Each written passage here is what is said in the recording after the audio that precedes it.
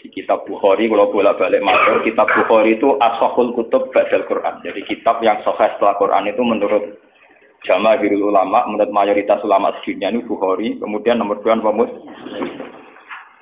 Itu dikarang dengan sanad yang otentik, yaitu kayak yang ini hadatsana Ali siapa sampai dari Imam Bukhari sampai Rasulullah dikarang secara otentik, ya, secara sanad, ya, secara mata rantai yang solid, ya, tidak al-qila wal qaul, tidak jari-jari.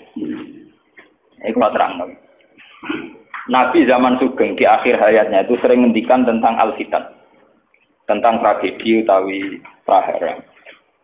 Itu banyak riwayat yang bahkan Nabi itu pernah ngendikan saya dan kejayaan Islam itu hanya berumur 36 tahun. Itu sampai menghitung periode 36 tahun. Juga banyak riwayat yang bahkan secara detail saya mencium turba, di mana nanti cucuku terbunuh di situ. Apa kamu gelisah Muhammad? Iya. Kata Jibril, jika kamu mau, saya tunjukkan di tanah mana nanti cucumu akan dibantai.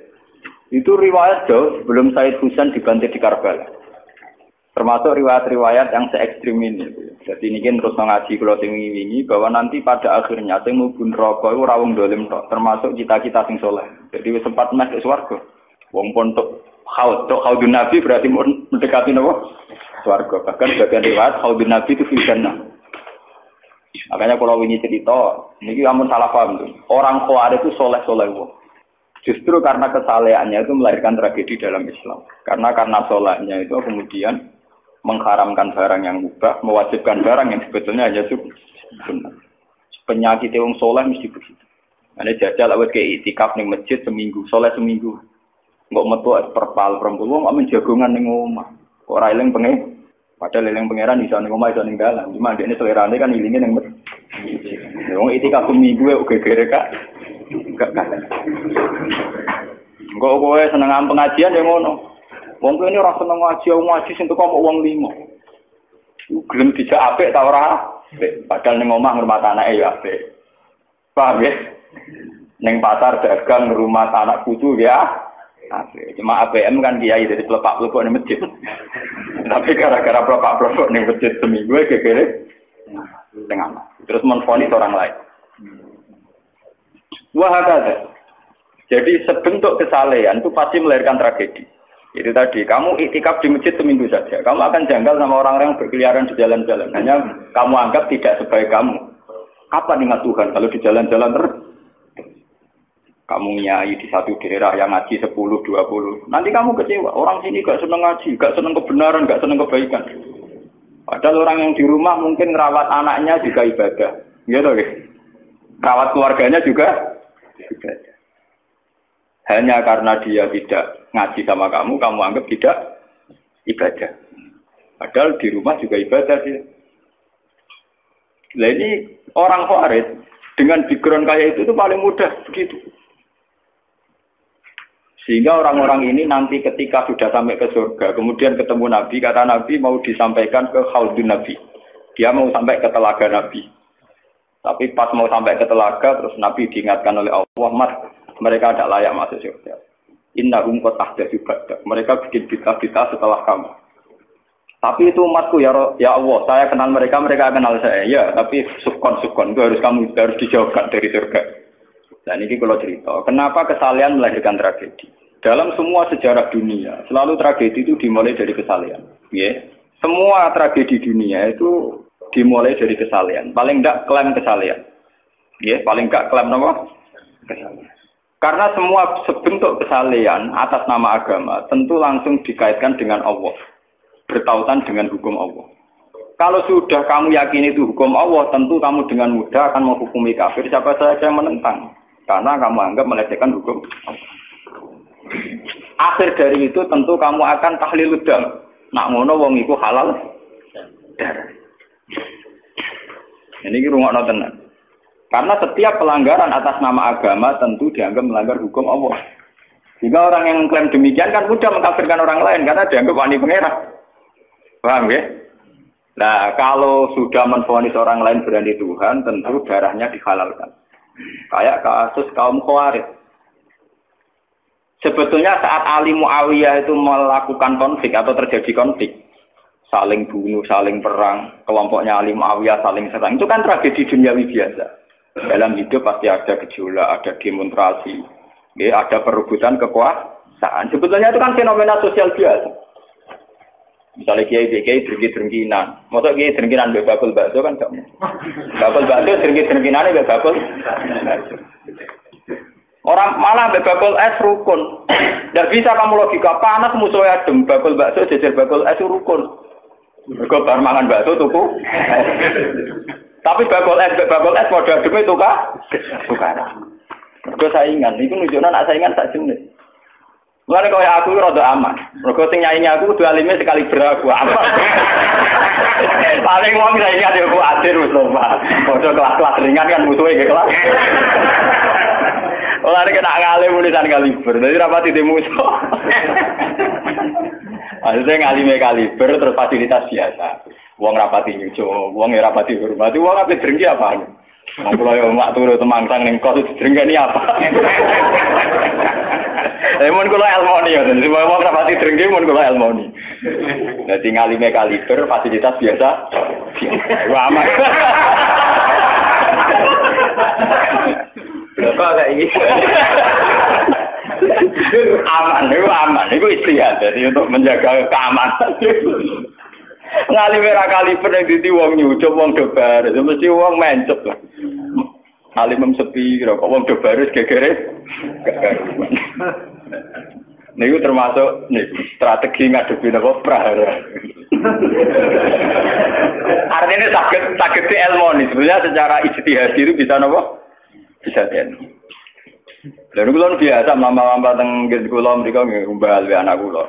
Enggak, nggih biasa ana mobil direm kes monggo bareng kula. Kak, lagi bener kes. Kula betul mobil, nah udah mau muter berang-berang.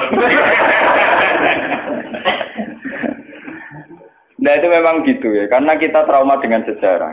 Ketika Khawarij meyakini Ali melahirkan sulmatan fiddin, melahirkan pencitraan agama. Salmatan fiddin, atau sulmatan fiddin itu pencitraan agama. Muawiyah juga dituduh demikian, salmatan fiddin. Akhirnya orang Khawarij lewat kelompoknya itu ada sekelompok orang yang ditugasi membunuh Ali, ditugasi membunuh Muawiyah, dan ditugasi membunuh Amr bin As di Mesir. Semua tokoh-tokoh besar Islam itu melahirkan tragedi Islam, harus dibunuh semua. Itu yang keputusan gitu itu lewat kesalehan.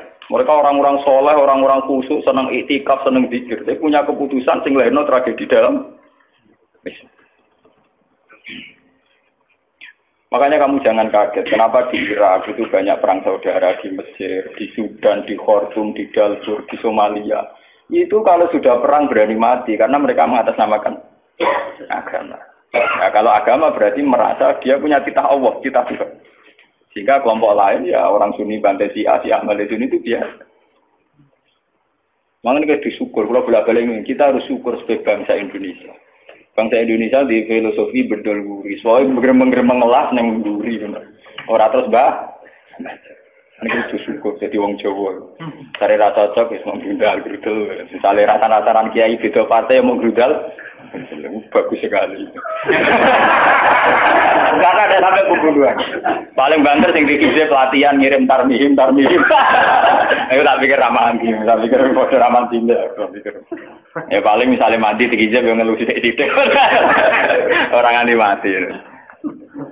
Paham? Semenjak itu tragedi itu tidak dimulai dibunuh non-Muslim, tapi dibunuh orang Islam. Semenjak peristiwa Ali Muawiyah. Dulu Umar itu matinya masih keren. Umar itu dibunuh oleh seorang Yahudi, Abu Lulu, seorang Majusi, Abu Lulu al-Majusi. Era Utsman banyak riwayat mengatakan yang membunuh itu banyak yang tidak Islam. Tapi era Ali, Muawiyah sampai Said Husain itu yang membunuh orang Islam semua. Bahkan sulahahum, orang-orang yang kategorinya soleh. Wong soleh macam payah. Baik Madin gue kenal lagu ngukumi wong murtad itu biasa. Karena daftar kemurtatan dalam kitab-kitab salaf itu terlalu banyak. Sama kalau ngaji Sulam Taufik, Sulam Safina itu betapa mudah orang-orang masuk kategori nomor. Mohon teng pondok kula rata rego ajaran. Wah ada sing kiai tanglet kula, Gus yo mboten nglebokno ajaran iki pondok jenengan. Lagi bantah aku kok takok. Nak bantah, ya bantah-bantah, nak takok tak jawab. Ini umum kula perhitung dong, itu memang resiko. Resiko ada takfir. Bukan kitabnya yang salah. Kita kalau tidak punya khazanah banyak itu resiko. Jadi kalau baca kitab gitu itu harus punya khazanah yang lain yang apa? Banyak. Sehingga tidak mudah mentakfirkan orang atau memurtadkan orang. Semenjak Ali Muawiyah tragedi, karena kelompok-kelompok soleh itu menvonis Ali itu murtad atau Muawiyah itu murtad, kemudian diteruskan. Kalau gitu halal darahnya. Akhirnya dibunuh. Ali ya dibunuh, Muawiyah ya seringkali mengalami percobaan dibunuh. Ya kalau kan nanti cerita tengah sini, jadi Ali hasil dibunuh, yang Muawiyah sebetulnya subuh itu juga dibunuh, tapi pas itu Muawiyah meriang, yang imami itu wakilnya, sehingga yang dibunuh wakil. Mulanya kalau boleh cerita, nih tinggal nih wong kesolen mesti pintu-pintu, wong kuaris sih pintu-pintu, wong ngongkon killer, ngongkon pembunuh bayaran, wah tarifnya ini, dalam Muawiyah itu sopo, pokoknya sing imami subuh. Orang disifati ciri-ciri spesifik buatan, pokoknya sing imami. Lah Muawiyah sebut-sebut pria. Nomor wong imam ya di materi. Wong apa jenenge? Apa itu istilahnya tugas-tugas yang super bahaya kok tarifnya pokoknya sing imam subuh. Wah, emproh. Waraine sing piye kotak ta piye ta mutune sing piye? Kemudian polisi di sekitar. Ora tarifnya pokoknya sing imami. Imami meriah. Nasibnya apa? Jadi orang pembunuh profesional. Walhasil semenjak itu tragedi dimulai dari takfir. Setelah itu ada era Muawiyah punya anak Yazid. Yazid ada isu dia senang nyabu, senang ngeflek. Dia orang yang nakal saat jadi pemimpin. Orang Islam sholat tersinggung. Wong kok dipimpin wong dolim. Cara orang Islam ekstrem wong kok dipimpin wong ra sholat, wong ra bener kok mimpin wong bener. Akhirnya Madinah bergejolak. Madinah bergejolak ini kemudian banyak yang mervokasi Said Husain supaya ngambil alih kepemimpinan sinten. Nah, sampai nak cerita di tragedi kesalahan. Walhasil Said Husain akhirnya lewat bantuan orang-orang Kufah. Orang Kufah itu saat ini dari wilayah Irak. Ya. Jadi kayak Kufah, Asfahan, terus Nahrawan itu ikut wilayah Irak. Ketika Irak pecah dengan Iran, ikut wilayah apa? Iran. Dulu yang situ semua itu namanya orang dulu kalau bilang itu Kufah sama Basra. Iya dong, makanya kalau di kitab-kitab Nahwu semua kitab salah kalau bahasakan kawasan itu, kalau ada kawasan Kufah ya apa? Basra. Sekarang di bahasa internasional lebih dikenal Irak semua. Tapi kalau dulu orang bilang itu Kufah, Basra, Nahrawan, Asbahan, Khurasan. Itu kan ya, kawasan itu. Dan Rosamban. Orang-orang Kufah datang ke Madinah. Ya Husain, karena yang dituduh zalim, kita-kita yang nanti di Kufah siap membeat jenengan jadi khalifah. Siap dukung jenengan jadi apa? Khalifah. Ini ku mengkudeta kepemimpinan ya. Said Husain sebagai orang junior, beliau konsultasi sama Said Ibnu Abbas. Ibnu Abbas itu pernah paman, karena Ibnu Abbas itu misananya Nabi. Ya, Ibnu Abbas itu kan misalnya di sini Nabi. Beliau itu sugeng nanti era Said Husain ya. Ibnu Abbas sugeng nanti era Said Husain. Ketika Said Husain konsultasi sama Ibnu Abbas, dihentikan ini. Yabna ammi al-Kufah la tafi. Sopo sing ape dukung kowe? Tiang Kufah ya ammi. Wong Kufah atau jujur. Wong Kufah itu bulat gak welet. Al-Kufah la tafi. Wong Kufah nak janji atau nepat. Dulu kayak kawasan Kufah ini sampai pulau cerita sejarah bin zaman roh.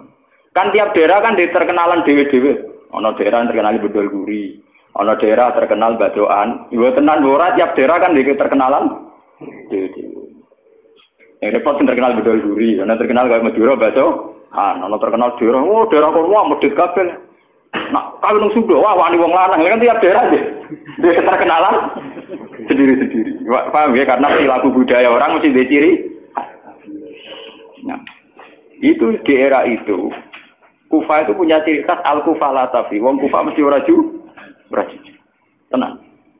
Walhasil akhirnya Said Husain minta maklum ya, minta supaya dimaklumi. Ya Ami, saya ini sudah bertekad untuk menuruti permintaan orang-orang Kufah. Jadi meskipun paman saya melarang, saya tetap berangkat. Kata Ibnu Abbas, ya sudah, kalau itu jadi keputusan kamu. Mulanya Said Husain itu terkenal Said sing brengkel. Mulane kena dititeni. Sayyid sing turunan Husain niku rata-rata brengkel-brengkel. Nggih, kados orang Iran itu rata-rata Sayyidnya Husain. Kados Abdul Qadir, kados Sayyid Muhammad itu Al Hasan. Makanya kalau Sayyid Muhammad itu Al Hasan rata-rata karena Sayyid Hasan dulu itu yang punya keputusan amul ijtima. Jadi tidak mau perang. Sehingga era Sayyid Hasan yang dikatakan amul ijtima. Tahun bersatunya umat. Era Husain betul. Walhasil wala-wala cerita Sayyid Husain kersok dibawa orang Kufah menuju Irak. Pas sampai Karbala. Itu Sayyid Husain bilang gini sama pengawal-pengawalnya, ini sampai mana? Ini Karbala ya Husain. Sayyid Husain hadhihi karobun wa balaun. Ini karobun, kesusahan wa balaun dan tragedi ujian. Delalah pasukan yang dikirim Yazid bunuh Sayyid Husain ya pasti mudik. Dan itu yang diperingati orang Syiah di 10 Muharram, yang disebut tragedi Karbala. Makanya bendera-bendera Syiah itu tulisannya ya Husain, karena orang Syiah meringati hari meninggalnya Husain itu jadi hari suci betul. Dari besarnya orang Syiah itu hari tragedi Kabupaten Sinten Husain, yaitu di Karbala. Nah kemudian versi cerita itu bulat. Kalau versi Sunni, karena sini model Kiai Indonesia, model versi Husnuzon. Itu jari ini pengawalnya Muawiyah itu tidak disuruh bunuh, disuruh konsultasi saja. Cuma mereka overacting, bunuh. Sehingga dalam keyakinan Sunni bahwa Yazid itu tidak dosa-dosa amat karena tidak nyuruh nama. Tapi nak cara Syiah, nyatanya mata ini kok dikelah-kelah, mata ini ya mata. Wah, semenjak itu lahirlah kelompok Syiah besar-besaran. Siapa yang berbau Yazid, berbau Umayyah harus dibunuh. Kemudian dendam ini dijilmakan menjadi kelompok besar di dunia. Ini Syiah. Ngantos sama. Sebenarnya Syiah itu nak muji-muji kaya-kaya agama itu dimulai Husain. Yes. Wes ngono Husain belalah bin Ali. Jadi Nabi Muhammad, idola sentrale Ali, terus yang dianggap kesatria prajurit napa? Husain. Sehingga agama versi Syiah itu ya tiga itu. Muhammad, Husain, Ali. Karena referensi agama Syiah itu hanya ini. Ali zaman sugengnya Nabi ya terkenal pahlawan perang, terkenal kesatria perang. Husain ya kesatria perang. Sehingga orang Syiah tidak punya rujukan kecuali sejarah kesatriaan. Ngadepi Musa wani mati, kata Iran saat ini Ahmad Benedek, itu orang Iran perasaannya begitu, ngadepi Musa mati, wani mati. Beda perasaannya ahli sunnah, karena ahli sunnah idola no sahabat sing tunak-tunuk ya idola, yang ora jelas ya napa? Idola. Wah, akhirnya sahabat macam-macam. Jale madung idola no sahabat topo sing nak ono perang mirip. Terus Mustafa idola no sapa sing ora jelas, penting itikaf. Itu kelebihannya Sunni karena ngakui semua sahabat jika perilakunya variasinya banyak. Lho tenan iku boten kuyon lho. Karena variasi idolanya apa? Banyak. Jika orang Sunni bentuke beda-beda. Mungkin tidak kebet. Mungkin tidak kebet sing ngene. Oh, pengamat itu ngamati salat ngono paling pusing. Muka harus sing standar. Salate Muhammadiyah, PKS, Salafi mesti standar. Carane ngono pusing. Dia ini terkenal alim. Allahu Akbar. Ana sing watwah, Allahu Akbar. Allah.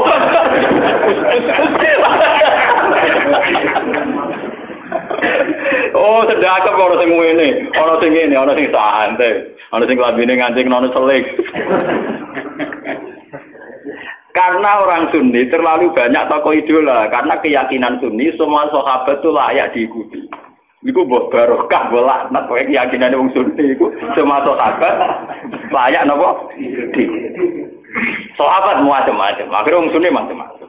Itu beda dengan Syiah. Sentral sejarahnya di Husain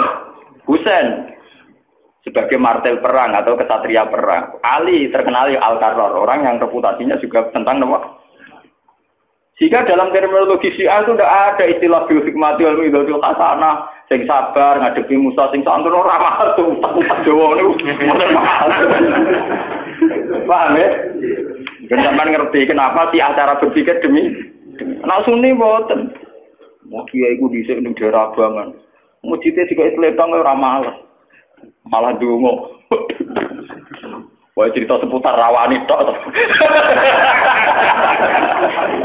Seputar sabar, seputar kawan. Jarang kok Kiai Sundi wani jotosan. Jadi sejarah dengan sabar. Sehingga dalam tradisi Sunni itu tidak ada revolusi. Sampai sekarang. Beda dengan di Syiah.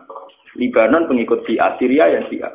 Iran juga Syiah. Meskipun Syiah sendiri punya variasi. Syiah Imamiyah, Syiah Ismailiyah, Zaidiyah, dan sebagainya. Tapi trennya sama. Tetap menjadikan Said Hussein sebagai sentral. Emang ada langsung TV-TV kan nonton bendera Syiah tulisannya apa? Ya apa? Ya Hussein. Nah sama idola kan buatan Hussein. Idola Hasan. Said Hasan itu rasa seneng perang. Tapi tuh mau ya kok. Jadi ya Pak Kiai itu perang barang. Germapan titik, nopo poli. Ya, jadi sejarah berulang. Ya apa-apa. Jadi perang repot. Mau yang mirip perang. Itu cerita. Bon akhirnya setelah era Yazid, kemudian ada dinasti-dinasti. Kemudian era Yazid karena bin Muawiyah disebut dinasti Umayyah. Orang-orang penggemar Husain karena Husain itu mimpi Rasul melahirkan dinasti. Jadi disebut dinasti Fatimiyah. Sebenarnya dinasti Fatimiyah itu bukan dinasti turunan Husain, karena saking cintanya ke Husain mengatasnamakan dinasti apa? Fatimiyah. Ada perang. Walhasil wala-wali zaman nanti dinasti Fatimiyah itu puasa. Ketika puasa sempat bikin Al-Azhar. Jadi Al-Azhar dulu itu barokahnya dinasti Fatimiyah. Al-Azhar itu dari kata Fatimah Zahra. Af'al tafdilnya Zahra itu Al-Azhar. Kayak Hasna. Kalau mu'anat kan Hasna. Kalau bahasa Arab untuk af'al tafdil Al-Ahsan. Jadi kalau Zahra berarti menjadi Azhar. Itu karena bahasa saja. Kayak Hasna mu'anat. Kalau Ahsan untuk af'al tafdilnya. Jadi kalau Zahra jadi apa? Azhar. Jadi kata Fatimah Zahra. Ya sudah begitu. Artinya semenjak tragedi Ali Muawiyah itu kemudian orang Islam itu sudah perang terus sama Islam terus. Ya dinasti Umayyah, digusur Abbasiyah, Fatimiyah terus begitu. Sampai terakhir di Seljuk kayak zaman era Bauddin Leng, Timur Leng dan sebagainya. Kemudian agak bersatu saat terjadi perang salib, yaitu disatukan oleh kepentingan melawan Pangeran Philip dari Prancis dulu saat menyerang Baitul Maqdis. Itu ada perang salib satu yang dipimpin Salahuddin bin itu mendingan karena ada musuh. Nanti kadang musuh itu dibutuhkan oleh dari Sayyidina Imam Syafi'i ngendikan musuh yang berpikir lebih apik dibanding kanca. Kok kanca ku nek ana musuh tukaran musuh dhewe kancane dhewe. Mane sakjane partai-partai Islam kudu duwe musuh bersama. Malah juga partai-partai dhewe Islam kah? Islam kah. Jadi mesti kalau di Indonesia dijajah Belanda ya sepakat, pokoknya sementing Belanda diusir. Beda agama, beda partai musuh Belanda. Jadi rana Belanda, rana Jepang ya usir-usiran.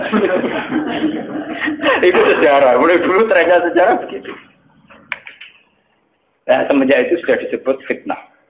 Kalau sudah fitnah itu la tusibanna alladziina dzalamu minkum. Yang kena tidak yang salah saja, yang soleh juga kena. Kalau fitnah itu sudah kena, sudah jatuh, pasti yang kena semua. Yang soleh juga ikut kena. Akhirnya orang-orang soleh itu banyak yang minggat. Makanya banyak sejarawan yang mengatakan Islam di Aceh masuk Aceh itu ya abad 7. Jadi abad persis sahabat. Nabi itu kan sekitar tahun 610. Ya. Kalau Masehinya sekitar 610. Gitu dong ya. Wong sakniki itu 1430 Hijriah. Berarti terpautnya dengan Masehi kan kita 600 tahun. Ya, 600 tahun. Karena Masehi sekarang kan 2000, anggap saja 2000. Mas Hijriah itu 1400 toh. Ya, kisarannya ya terpaut sekitar 600 apa? 600. Kenapa disejarahkan di Aceh itu era sahabat? Karena ketika konflik Muawiyah itu benar-benar ekstrim, itu banyak sahabat yang netral yang milih minggat. Gak melok-melok, dia pergi. Dia saat pergi itu menuju Cina, karena dulu kota populer itu Cina. Ya banyak yang sampai ke Cina. Makanya kayak Cina di King, di apa itu banyak kepulauan Cina sing Islamnya sudah mayoritas. Bahkan hampir semua elemen di Cina itu sudah banyak yang Islam. Termasuk pasukan. Makanya abad keberapa itu ada jenggo, ada apa itu kamu tidak usah kaget karena era sahabat saja sudah ada Islam di Cina. Terutama di nopo niku yang nopo ini kepulauan Singking nopo kabupaten atau apa kebenaran apa provinsi itu yang di sana itu. Sehingga apa Islam sudah merasuk di sana lama, termasuk banyak saja pasukan-pasukan Cina yang Islam. Makanya kayak cerita Cenggu Islam, terus Masjid Sampokong di Semarang itu diyakini Cenggu Dzurriyyah Rasul itu memang masuk akal dulu ketika tragedi itu memang banyak Dzurriyyah Rasul yang pergi ke Cina. Nah itu ada nggak sampai Cina. Bekesatan, beberapa perak, pokoknya untuk sholat malam, akhirnya tergambar doa. Sehingga Islam di Aceh tua betul. Orang sepakat pasti Islam pertama di Indonesia itu di Aceh. Makanya secara face ya, wajahnya orang Aceh itu lebih dekat ke Arab atau India. Karena dulu mbah-mbahnya itu kalau nggak Arab ya Pak. Nah, Eropa nak tunggu lama tunggu. Wong Yogyo wong Solo mesti asli made in kene. Mani pesa ndak kreten. Wong aja bangir-bangir. Nah ini mirip apa ini? India. Karena kalau ndak dari Gujarat, dari Arab. Mbah-mbahane kita, Pak, mbah-mbahane wong napa? Iku Mas Ben barang mesti Jawa. Lewatin. Aku lo cerita. Sehingga ada Islam di Aceh itu ya barokahnya konflik. Ya barokahnya apa? Konflik. Makanya ketika Rasulullah ini cerita malih tentang Cina. Sebetulnya Nabi itu sempat diberitahu Tuhan, ya Muhammad. Ini kalau terus nama lagi tentang hati sokan. Nabi pernah cerita ke sahabat, saya berdoa 3 hal. Yang 2 dikabulkan Allah, yang 1 tidak. Terus sahabat tanya, yang 1 itu apa ya Rasulullah? Saya minta Allah yahlika ummati. Hela kabadihi dibadin. Saya minta supaya tidak ada kerusakan, tidak ada bantai-membantai antara umatku dengan umatku yang lain. Kamane aku rasa pengen wong Islam paten-tinaten berumat Islam di famanaani. Tapi Allah tidak mengkabulkan itu. Allah tidak mengkabulkan. Terus ketika Nabi kan secara basariah, secara kemanusiaan tuh kecewa. Karena tidak ingin melihat umatnya kok saling wong Islam kok paten binatan dan apa. Nah pangeran es mentang-mentang pangeran kon ikut keputusan umat, aku sing roh hikmah. Menang kalah sing duwe-dunya ya menang. Wong proposal ae kasih kabulno kan ya sah. Jenenge napa? Proposal, permohonan. Tapi ternyata sejarah membuktikan teori itu bahwa yang benar ternyata Tuhan. Ketika orang Islam di Timur Tengah tidak nyaman dengan kondisi Timur Tengah, banyak yang minggat.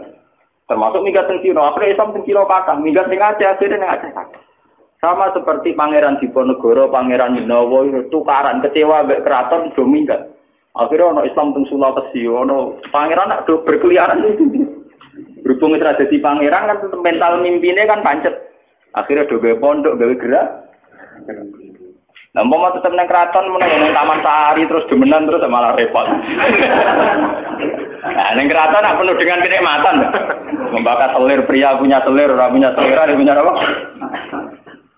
Artinya itu bukti bahwa semua keputusan Tuhan pasti mengandung hikmah. Mulane nek ana kiai tukaran ning daerah iku apik. Tapi nek ora minggat malah apik. Mergo gak menyebar. Ubah-ubah ning kono. Dadi nek tukaran kudune sing ming. Iku nanti iso menyebar. Nek ora minggat dadi udun ning kono. Dalam delok sejarah pondok-pondok gede iku barokah tukaran kabeh. Saya ana Gus ning desa, kok Gus pondok gede. Mergo ning pondok induk itu tukaran. Wah, akhirnya nyebar. Zaman tanya saja, sejarah melilir boyo kerabat sampai apa. Ada pondok di Pandan Aran, ada pondok apa, mesti barokah itu kah? Orang kok munafik. Loh, kalau ini keluarga kiai itu, saya dari keluarga dinasti Latem. Dulu banyak tidak cocok akhirnya nyebar. Ki Hamid Pasuruan itu keluarga saya, itu misanan sama bapak saya. Tukaran nyebar. Banyak balukman, rata-rata pasaran minggat ke Tuban. Itu penting untuk tadi kadang. Cuma repot kadang untuk tukaran minggat lagi. Jadi ujung. Berarti minggat.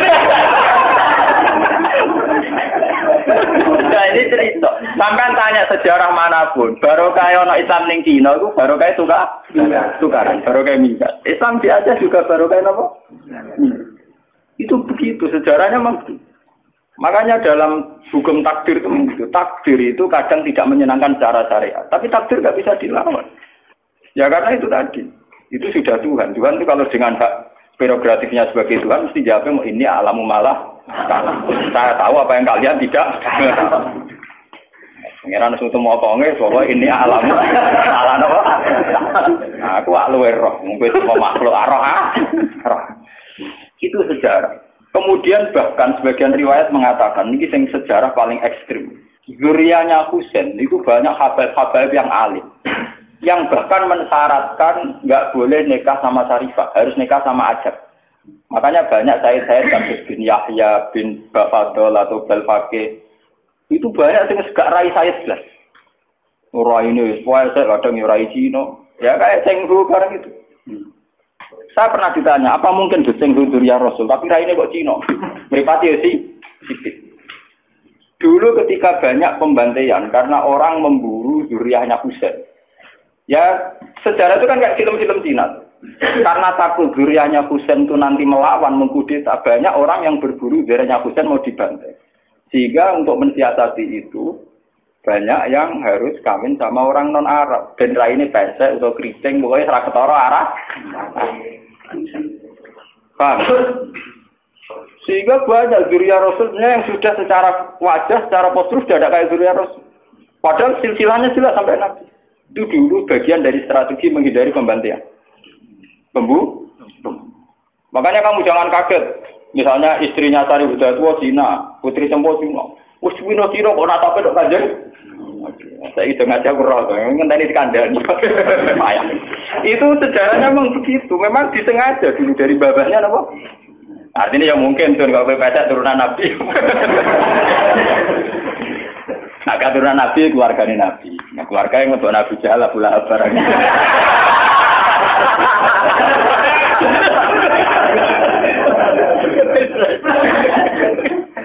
Aku lalu ada di kiai sering dibantah bagi kiai. Kalau akan darah ini ngaku coba gak sunat kiai coba. Coba sunat Nabi kok. Jadi Gus Bak gak sunat karpet ya. Kon takok aku, maksudnya jiran sih.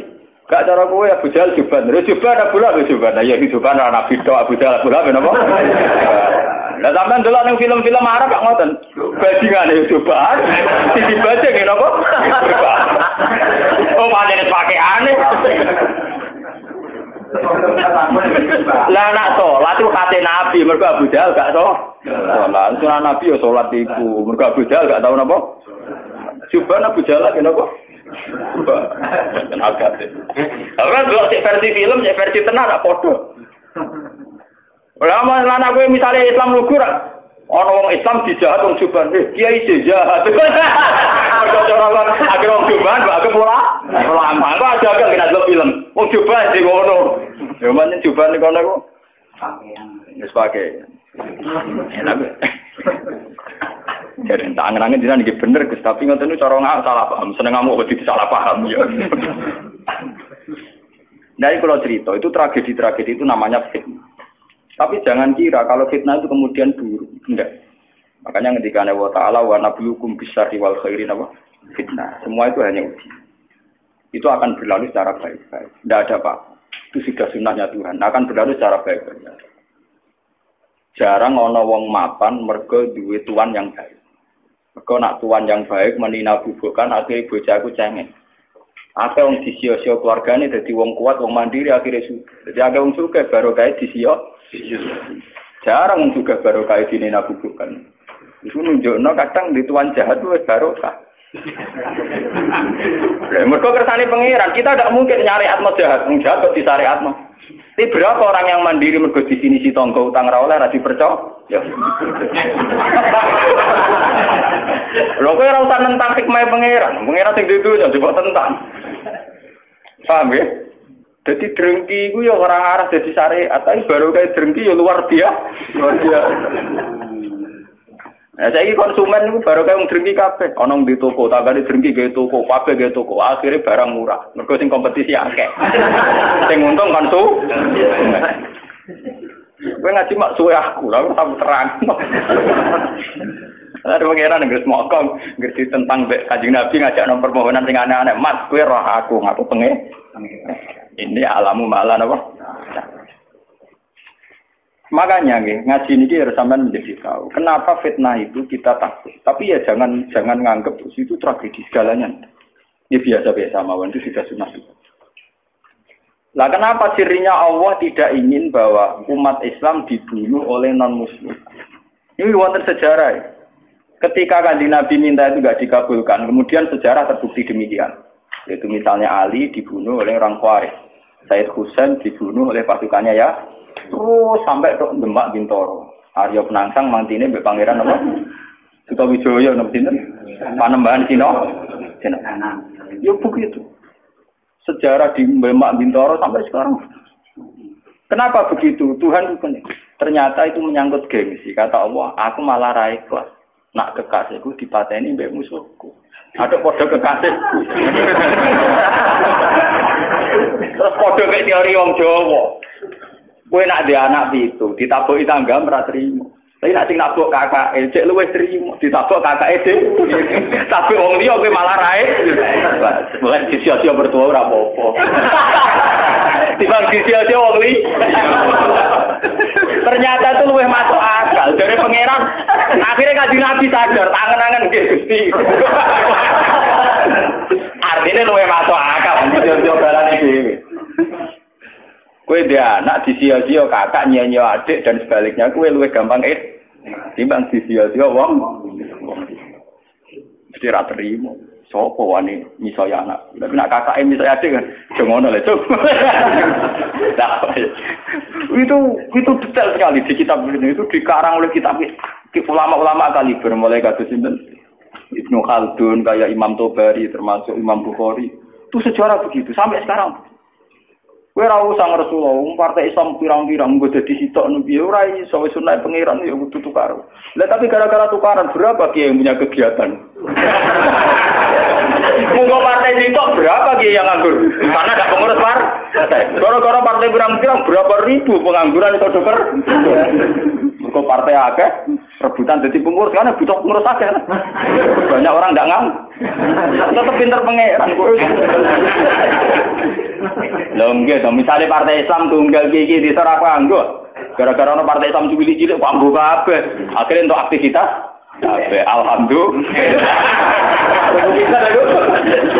Tidak apa-apa, itu secara teori hikmah loh. Saya ngomong dengan kapasitas ulama loh, bukan gak ada kepentingan loh. Itu tidak apa-apa, itu ada hikmah.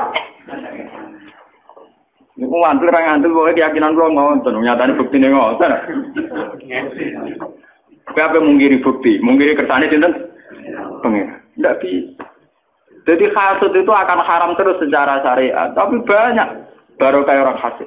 Coba sekarang obat-obat yang mengandung borak atau formalin itu tidak ada yang orang soleh bongkar, mesti rival bisnisnya atau lawan bisnis. Gak ngarang untuk Majid Mustafa iso bongkar sindikat narkoba. Sing iso bongkar yang lawan sindikat narkoba. Iya betul. Gak iso bongkar ora. Iya betul. Pangeran warai mana agar tua kok anak-anak ben nabi jawab ini alam apa. Apa malaikat tak wong paling parah pangeran. Jawab pangeran ini anak-anak alam apa. Aku ora aku aja. Itu bukti bahwa semua yang digedaki Tuhan itu pasti baik. Bahwa akhirnya tetap ada syariat. Misalnya hasud itu haram. Dengki di apa? Haram. Itu syariat. Ya begitu ya ada apa-apa. Haram juga tetap haram.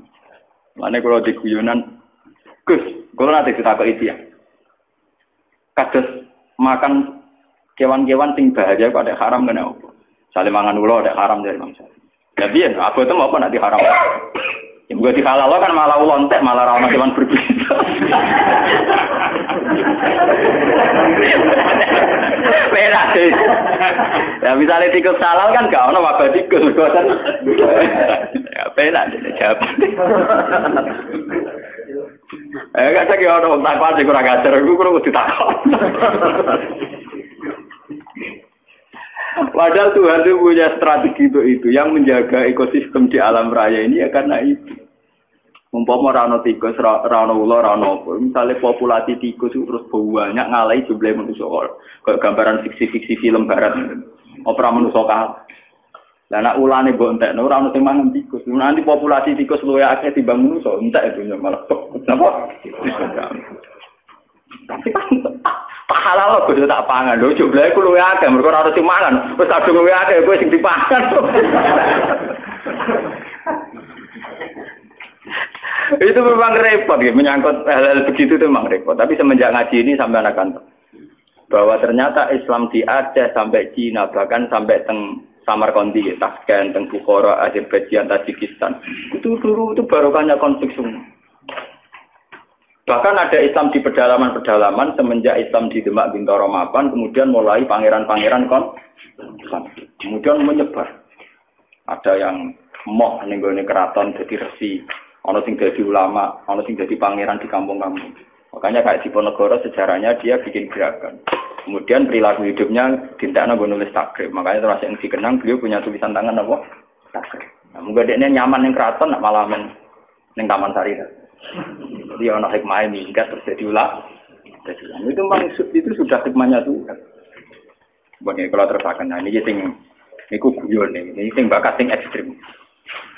Kembali lagi. Lah kenapa orang-orang khawarij, orang-orang soleh itu kemudian secara kriteria masuk surga harusnya masuk surga karena mereka sholat, mereka soleh, mereka ibadah. Tapi ketika mendekati haudur rasul, ya mendekati haudur rasul, pas diundang Nabi mau masuk haud, dielingno pengiran mat, innahum qad ahdatsu ba'da. Mereka itu orang-orang kriminal yang bikin tragedi setelah periode kamu Muhammad. Mereka orang-orang kriminal yang bikin tragedi setelah periode kamu. Tapi saya kenal mereka ya Allah, mereka juga kenal saya. Tidak, harus diusir. Ternyata dosa terbesar mereka adalah tahlilud dam, mudah mengalirkan darah. Justru atas nama agama. Mengenai kalau nyuwun tentang pengajian ini, apapun kondisi kita, wes akhirnya cocok mbek wong iki wis ra. Pokoke jangan mudah vonis atau menfatwakan halal darah. Misal kira cocok wong nganti sudul langit asal ijek Islam utawa kafir zimmi utawa kafir sing gak harbi wong ra jelas. Misale kula gudeng wong piye wis pateni ya, rasa dipateni ya mati dhewe. Pokoknya hindari hak mudima, sesuatu sing berbau menghalalkan darah harus napa? Karena kita ini sudah kenyang dengan tragedi-tragedi kemanusiaan atas nama napa? Agama. Lah sampeyan ada nonton TV-TV ini. Rompak-rompak Somalia ku nang masjidnya mewah-mewah mergo kampung Islam. Mergo ngerompakku jenazah digo revolusi gawe negara napa? Nah, ya kempro-kemproan. Banyak tragedi-tragedi yang mengatasnamakan apa? Islam. Mergo terminologi agama kan kalau orang salah paham kan gitu. Cara bahasa dunia rampok. Misalnya dalam bahasa agama disebut ghanimah. Engkau cara terminologi dunia mengatakan itu bojone wong, cara agama kadang diarani amat. Artinya apa? Agama bisa menjelma menjadi anarkis di tangan orang-orang tidak tanggung jawab. Paham ya? Karena ada kesamaan istilah.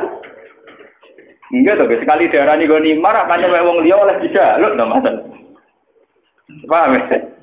Sehingga mereka ya makanya banyak cerita-cerita ekstremis Islam yang kemudian berversi polisi pernah garong di toko emas ini, pernah ini itu. Karena mereka sekali meyakini satu keyakinan, nganggep ngono iku goni. Ngeri. Misalnya pemerkosaan terus dianggap amat repot. Ana kerusuhan Mei itu sampai kerusuhan. Itu kan repot. Makanya nggih kula setuju model Islam sing familiar, Islam sing sederhana.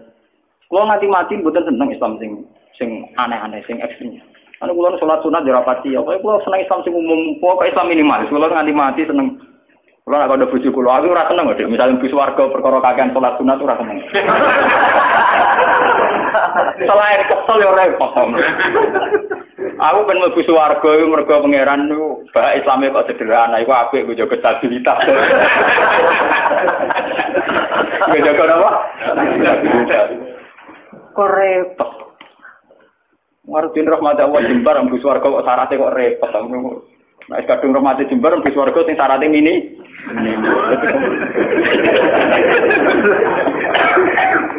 Karena kulon saja ini punya hitung-hitungan sejarah. Semua tragedi sejarah kemanusiaan dimulai wong-wong khusus. Dan ada kesamaan secara ilmu rasional. Ini yang disebut Cooper. Dalam teori psikologi, seorang Cooper itu cenderung begitu. Jadi nanti kalau terlalu akumulasi kayak kelainan. Jadi koyo nopo susu jadi paranoid asal wong liya layak dicurigai, layak dibunuh. Itu orang-orang soleh. Ya karena memang secara kasat mata Ali itu melahirkan kegaduhan, Muawiyah melahirkan kegaduhan. Tapi kenapa fatwa mereka kemudian halal darah? Dan sampai kita akan ngalami tuh, misalnya Pak Guyuban Betawi mengusir Gus Dur ke Jakarta, terus siapa mau naburi Gus Dur dia itu kan ya selain tidak Islami juga repot. Kalau tidak cocok ngapain dibiarkan? Toh tidak usah dibunuh juga nanti mati misalnya kan masih bisa disilahi. Kan ada kebenaran yang mujma' alaih, misalnya kita sedekah, kita bangun negeri. Saya tuh sering tuh konsultasi sama orang-orang begitu, saya tanya, kan ada kebenaran yang mujma' alaih, misalnya kita sedekah, kita ada. Ngapain cari kebenaran yang tidak mujma' alaih, yang tidak disepakati ulama. Misalnya kita bunuh si A, sudah tidak mesti benar menurut hukum Tuhan, atau tidak mendesak, apa ada cara di surga kamu harus bunuh orang itu? Jangan-jangan karena nafsu. Kan enggak mendesak. Nah kalau sampean tanya, tapi dulu zaman sahabat kan sering bunuh-bunuhan zaman perang. Perang itu beda dengan membunuh. Perang itu gentleman ada depan. Dulu sahabat ngadepi wong kafir ada depan. Nah kalau membunuh menikam dari belakang itu enggak perang, enggak bunuh-bunuhan, kamu bunuh sepihak. Wong lagi kongkong-kongkong kok patahin. Ada tunggal, mun ada depan kerawani. Perang itu kan ada depan. Makanya yang dialami Nabi dan sahabat itu perang, bukan membunuh. Meskipun efek dari perang membunuh. Tetapi membunuh tanpa perang itu kan gak gentleman. Misalnya wong pas ngaji ini dibom, ana wong pas kongko-kongko ning gone warung napa? Itu kan sepihak to.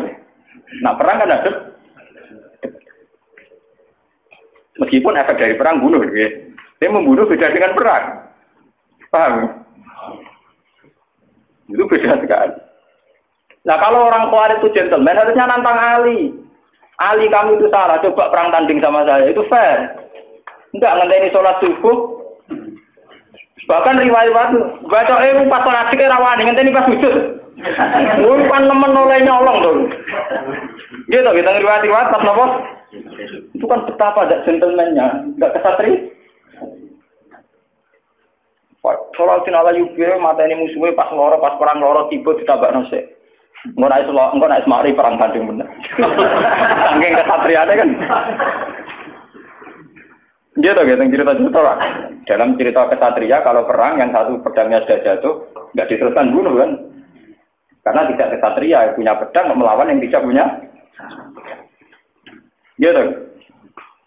Ini harus jadi sejarah. Nah, orang-orang melahirkan bid'ah terutama yang sampai tahlil Islam ini yang dimaksud Nabi innahum qad ahdatsu ba'da. Mas wong ngono iku ora perlu mlebu swarga, mergo bikin bid'ah sing parah. Ini ku melahirkan apa? Tragedi kemanusiaan. Niki kalau mau teng sarai teng Fathul Bari, jadi bid'ah di sini bukan sekedar bid'ah kados tahlilan ning kuburan, itu bid'ah ringan. Umpama masalah tenan ya orang nganti mlebu neraka. Bid'ah ringan. Niku kelas ringan. Ini yang di cara-cara bid'ah ini itu bid'ah yang sampai tahlilut. Dunger, ya itu kayak yang dilakukan Khawarij. Makanya nggih kula wingi ditamoni kiai-kiai, kata kiai Rembang sing sowan kula tanya. Gus, Islam di Indonesia cara jenengan piye? Aku jawab, wah Islam Indonesia yang terbaik ya, di dunia yang terbaik. Meskipun ya tidak jelas tapi ya terbaik. Artinya ra jelas itu katokan cekak nganggo pakaian minim nggo ruko ning masjid damai. Lah cara wong Timur Tengah janggal, pakaiane ra Islam kok orang masjid. Engko ning masjid lagi 3 rukuwe bar kok dicoplok meneh katokan cekak lah sing calanang kiai ini tak ustaze ora keberatan ben ngono. Anggap ae semandang. Mergo nang kiai ini ditakoki, gitu kok dagang untuk itu kan buka aurat di depan umum. Tapi kan sholat si apik toh. Yang penting kancane ora keterucut di apik awake lah itu keterucut. Itu aslinya. Tapi di Indonesia itu baiknya Islam yang saya katakan terbaik. Kita ini tidak punya tradisi kalau tidak cocok bunuh. Itu tradisi terbaik Islam gitu. Saya rasa cocok PKB kayak partai D, rasa cocok P3 kayak partai D, rasa cocok pondok hidup kayak pondok, rasa cocok jamaah atau apa ya jamaah. Jadi variannya itu ringan sekali. Dan itu melahirkan berkah, akhirnya ono tes berkeliaran di pakanan dan sebagainya itu tidak apa-apa. Gue kalau ngomong jujur itu bagus. Kalau di Timur Tengah tidak ada. Yang namanya kelompok Kurdi ngelawan Saddam ya bunuh. Saddam merespon Kurdi juga bunuh. Ikhwanul Muslimin di Mesir juga begitu. Di Khartoum, di Sudan, di Darfur, di mana-mana begitu. Di Somalia begitu. Islam Indonesia kok. Kan kalau ngerti kandang ini yang Gus wonten nggih boten cocok jenengan. Nak wong Indonesia to nggih wah cocok ya. Paling gremeng tok. Dadi lek rata tok wong Kurdi. Nggih to nggih utawa Hamas. Itu ngeri. Yasir Arafat itu punya menulis buku. Yang semangat bunuh saya itu bukan sekedar musuh-musuh dari Israel, tapi dari kelompok Islam garis keras itu ya semangat sekali ingin bunuh. Nah, itu tulisannya Yasir Arafat. Ya kita memang nggak antian, tapi tidak bisa jadikan model. Kita respect sama perjuangannya Hamas, Ikhwanul Muslimin. Dalam banyak hal mungkin kita cocok. Tapi itu tetap kita punya budaya sendiri. Ya kita punya budaya apa? Ini budaya yang gremeng ini. Daripada ada diudur, gremeng rapopo. Sebenarnya gak mati. Tidak apa-apa. Kalau mau catat sarah-sarah semua bentuk hak nudima, semua bentuk pencegahan terhadap aliran darah, mengalirnya darah itu harus dibela. Dan itu syariat Islam tertinggi. Buktinya Rasulullah ketika ditawari kafir Quraisy untuk damai dikenang sebagai sulhul Hudaybiyah. Berarti Nabi kalau perang sudah mentok, tidak ada perdamaian, tidak ada perjanjian. Selama masih mungkin tuh Nabi tidak senang. Makanya ketika kafir Quraisy minta satu perjanjian ya dituruti sama Nabi sulhul Hudaybiyah. Dulu ketika di Madinah ada piagam Madinah juga dituruti. Jadi perang itu sudah mentok. Islam berusaha semaksimal mungkin supaya perang itu tidak ada, pertumpahan darah tidak ada. Jika dalam fikih ada disebut kafir zimmi, kafir mu'ahad, kafir mustakman. Itu orang-orang kafir yang nggak boleh diperangi karena statusnya tidak harbi. Fikih itu hanya membolehkan perang sama kafir yang memusuhi Islam. Makanya ya waktu ruhum ya kalau mereka merangi waktu ruhum memang itu akhirnya. Makanya waqatilul ladina yuqatilunakum, perangi mereka yang merangi kamu. Tidak ada di Quran qatilul kufar, tidak ada. Perangi alladzina yuqatiluna. Maksud banyak jelas perangi mereka yang merangi kamu. Nah, tapi kemudian Islam didangkalkan, perangi orang kafir itu tidak ada. Ya. Yang ada perangi mereka yang merangi kamu. Dan usirlah mereka yang mengusir kamu. Wa akhrijuhum min haitsu akhrajuhum. Itu jelas sekali aturan lainnya apa? Sehingga disebut perang karena berada pada bukan bunuh nilai. Itu beda sekali kan bunuh. Musuhnya pas turun dipateni, pas sujud kok sing sinali. Jadi adik kan orang Khawarij itu tidak cocok Ali terus ya Ali tak tidak cocok kamu ayo perang tanding apik, gentle. Kayak Ali rata cocok Amr bin As tidak perang tanding. Amr bin As itu panglima terbaiknya Muawiyah, rata cocok Ali tidak perang tanding. Mergo Amr bin As ngerti Ali senengane perang. Tapi Ali kan di pengapesan, disebut karoma wajah itu jadi ini mereka rata roh aurat. Kamane rata roh auratnya wong dia. Bareng Amr bin As mereka kalah terus udah melayu Ali.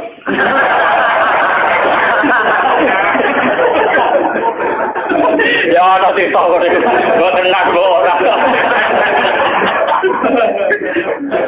Tapi dari kota pulau kurang ajar, berarti ya ajar roh. Lah ini kok melayu mergo roh Abu Bakar sudah tahu roh. Berarti tetap tahu roh. Melayu mergo dari roh, berarti ya tahu roh. Oh, tetap tahu roh, ora iso arah roh.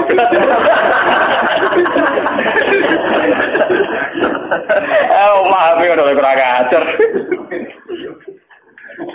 Enggak sampean biar tahu kenapa. Ini kan biar sampean tahu kenapa orang-orang soleh yang sudah dekat sama Khaudur Rasul ini kan sudah dekat. Sudah sampai ke Khaudur tapi sama Nabi mau ditarik.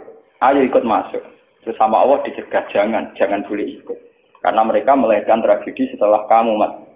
Yaitu tragedi itu dimulai setelah kabudutnya Sayyidina Ali, Amr bin As, ya, diteruskan kabudutnya Sayyid Husain, ya, habis itu terus sampai periode Timur Leng. Timur Leng malah lucu meneh. Pidato teng kene sakniki teng Konstantinopel ya, daerah kawasan Turki, kawasan dene uga negara Islam, mantan budak. Mulane ora ana pemimpin sejati kecuali sangka keluarga budak tong biasa. Ora ana pemimpin sejati ning perang kok keluarga priyayi. Mergo mulai dhisik wong priyayi rapati wani mati, bener riwe kicrat-kicrat. Anak mantan wong cilik kena peso ya biasa ditabuhi wong ya napa? Ya, penting nek dadi tokoh. Mergo nekate gak karu. Dia filosofinya jelas. Ketika ditanya ingin nyerang Mesir, nyerang Medina, nyerang mana-mana. Sebagaimana hanya ada satu Tuhan, juga harus ada hanya satu raja. Islam kan? Untung dia sungkan ambek Ibnu Khaldun. Jadi dia itu satu-satunya raja yang kepengen negara Islam sedunia. Rojo diwe dikirimi surat, agar gak melok afiliasi ning kerajaane, dia diserang. Periode Timur Leste. Ya semua kerajaan dulu memang begitu, kayak Majapahit, Anggerono kerajaan kecil disurati, melok utawa diserang. Nah melok ya terima jadi kadipaten. Nah ragil melok di, ya Timur Leste begitu. Nah, dia yang sungkan hanya sama Ibnu Khaldun. Jadi Ibnu Khaldun itu menangi tragedi-tragedi perang. Dia konsultan. Itu begitu di mana-mana begitu. Kerajaan Islam begitu. Nah tragedi perang ini dianggap awaluman sana itu Yazid. Karena yang membunuh sinten, Sayyid sinten, Husain. Namun balik yang cerita Syiah, karena Syiah itu kecewa dengan selain Husain Ali, maka dalam khazanah Syiah, dalam idola Syiah itu hanya ada cerita-cerita tentang kesatriaannya Sayyid Husain. Makanya di otak orang Syiah kalau ngadepi Amerika ya perang, ngadepi mana perang, karena mereka tidak punya khazanah referensi. Sahabat sing lunak kuno, sahabat sing apian, ora duwe mesti kok orang mereka kuat ora kanggo. Ora apa? Paham ya? Terus kaum-kaum Khawarij ini karena mereka soleh, ini sudah dekat ke surga. Ya, terus sama Allah diingatkan, "Mat, mereka tidak layak bersandingan dengan kamu." Fa innahum qad ahdatsu napa? Nah, lewat ngaji ini sampai kalau kayak ahdasu itu bukan sekedar kita kayak tahlil, kayak klaimnya Wahabi itu. Kalau Wahabi itu berlebihan.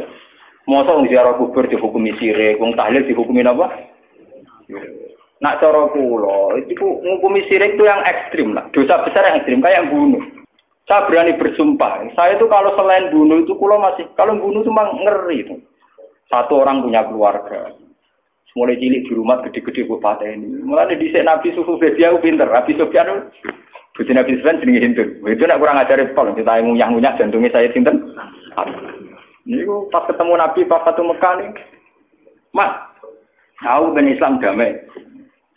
Aku mau perang ya. Gue saya impas mat. Aku mateni dalam pirang-pirang dia mateni balaku pirang-pirang. Ini orang Arab dulu itu terus mengembangkan satu pegangan hidup Islam nurabihim sikharon wa qataltumuhum kibaron. Lha cilik tak rumah tak timang-timang gede-gede kok paten.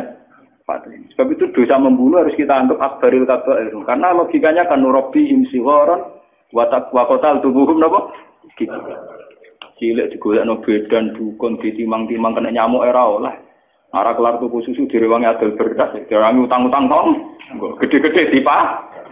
Mau perkara ziarah kubur, perkara bidah ngono wae. Iku beno wae. Ndak nganti-nganti apa tok. Paham ya? Sesat awwe. Lah misale karep kula nu ya dihukumi sing ringan. Lah misale ra cocok, misale kelompok Wahabi apa Salafi apa ora cocok ziarah kubur anggap orang kurang kerjaan kan ringan to. Hukumi ngono apa abote? Kita dihukumi orang gak jelas. Ora ana hukumi ku sirik. Yang kula sering nanti cerita nang kanca kula nu wong alim iso maca Fathul Mu'in niku mara Mekah. Tok kantor imigrasi tasih konangan nggo kitab Sawarikul Anwar, kitab Wasilah Muhammad. Enggak cara Wahabi ya sirik. Niku kita tidak polisi Wahabi. Bariku dilebokno kantor, kon maca syahadat. Wong alim iso maca kitab disyahadatno meneh. Aku lagi gugus urip-urip maca syahadat gak ikhlas. Dibatik, kenapa? Islam mulai buai maca kitab cuwagis dibaptis kan maca apa? Mergo dianggap sih. Lah kok tak waca wis tak gelo. Ayo foto data tuh gelo kan. Saya mati ra urip. Lari kula nak dihukumi, kula sering takoki tiang-tiang, Gus hukume ngaten. Wingi tangga kula wonten teng Kabundut. Kula akan nyolati teng musala kula nggih. Keluargane teng ngene. Lah mudin situ kang ngurusi jenazah mudin. Sowan Gus. Kula mudine tuwa, sering tak Gus. Senengane ngenterong mati gak gelem mati.